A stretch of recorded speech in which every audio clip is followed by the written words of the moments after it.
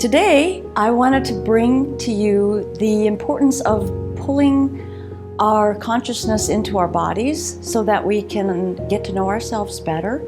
And a lot of that's going to come through movement and how we move and how we begin to understand how the movement happens.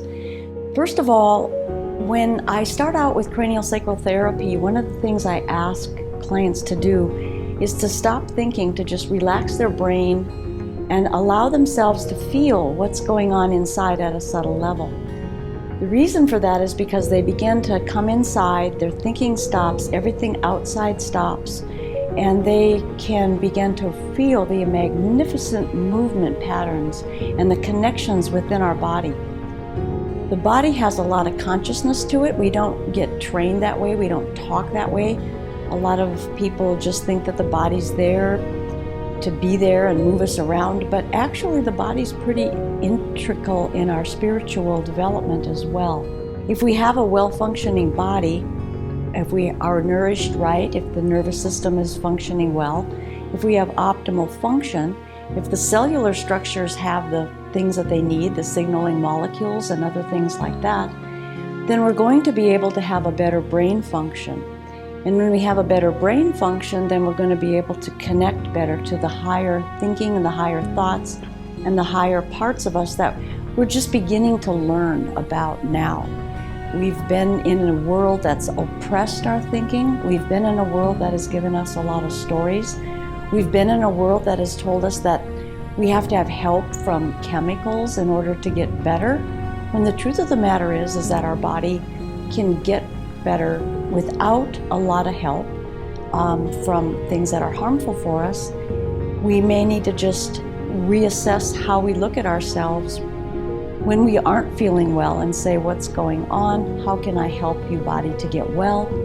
We can take simple things, we can make it easy, inexpensive, learn how to do it ourselves, and we can avoid a lot of the misery and a lot of the destruction that we do to the function of our body by introducing more harsh chemicals or things that we don't really know how it reacts to our biology.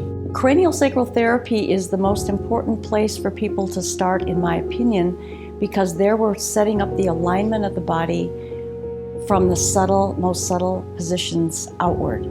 The nervous system is being addressed first, and the dural tube, which is the winding, is being unwound so that from there on, any development that we do with the muscles is going to be able to be on the bones properly. And as we move with the hinge joints, with the ball and socket joints, and all of that, we're going to have the structure in alignment so that as we move these limbs around, we're not going to be off center to wear out the joint.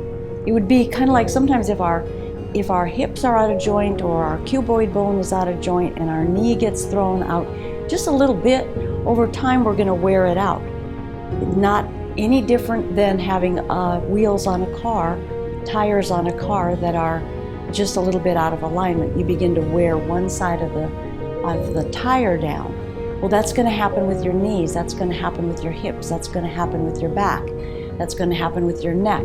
So that's why it's important to have that alignment. We'll be also exploring movement with the body and how to align it. And then the things that come out of it, the benefits of it, as you grow older, when you pay attention to this, you can still have a lot of movement potential.